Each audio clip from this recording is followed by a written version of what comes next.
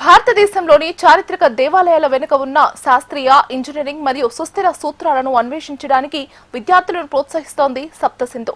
విజయవాడలోని school of planning and architecture వేదికగా సప్తసింధు కార్యక్రమం నిర్వహించారు.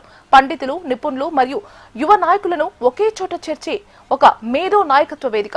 ఆధ్యాత్మికత, చరిత్ర, వాస్తుశిల్పం మరియు సాంస్కృతిక స్థిరత్వానికి కేంద్రాలుగా ఉన్న భారతదేశపు కళాతీత దేవాలయాలను అన్వేషించే ఒక ఉపన్యాస శ్రేణిగా సప్తసింధు నాయకత్వం వహిస్తోంది.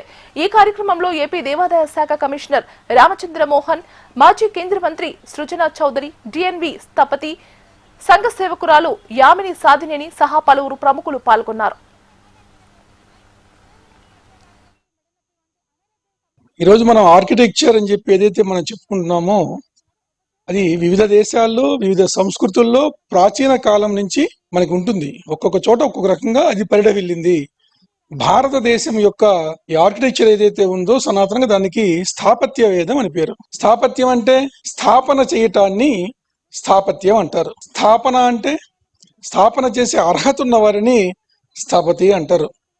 ఈ రోజు కొత్తగా ఆర్కిటెక్చర్ అనే పేరు వచ్చింది. కానీ భారతదేశంలో కొన్ని వందల సంవత్సరాల నుంచి ఒక ప్రకాశవంతమైనటువంటి ఒక దేవాలయ వాస్తు, గ్రామ నిర్మాణం, నగర నిర్మాణం, పట్టణ నిర్మాణం, అట్లాగే గృహ నిర్మాణానికి సంబంధించినటువంటి ఎన్నో ప్రిన్సిపల్స్, ఎన్నో గ్రంథ రూపాల్లో మనకి భారతదేశంలో పరిఢవిల్లాయి. అనాది నుంచి 1000 years ముందు నుంచి కూడా మనకి వరాహ మిహిరుడి దగ్గర నుంచి కూడా మనకి ఈ ఆర్కిటెక్చర్ గ్రంథాలు మనకి అందుబాటులో ఉన్నాయి. మనకి సమరాంగన సూత్రధార అని, అపరాజిత పృచ్ఛ అని, అట్లాగే విశ్వకర్మ వాస్తు శాస్త్రం అని, ఇవన్నీ ప్రాచీన భారతీయ వాస్తు గ్రంథాలు. వాస్తు అంటే ఆర్కిటెక్చర్ ఉన్నాయి. కాబట్టి భారతీయ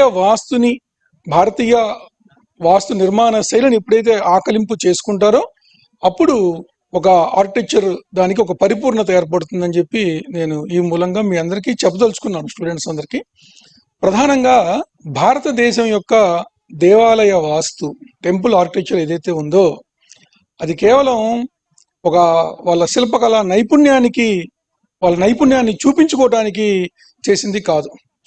ఆలయం అంటే ఆత్మని లయం చేసేటువంటి ఒక కేంద్రం అని అర్థం. భగవంతుడిలో ఒక జీవుణ్ణి అంటే హ్యూమన్ బీయింగ్స్ ని ఏదైతే ప్రకృతి మొత్తంని పరిపాలించేటువంటి భగవంతుడి యొక్క పరమాత్మలో, ఆ ఆత్మలో లీనం చేయగలిగినటువంటి ఒక కేంద్రాన్ని ఆలయం అని అంటారు.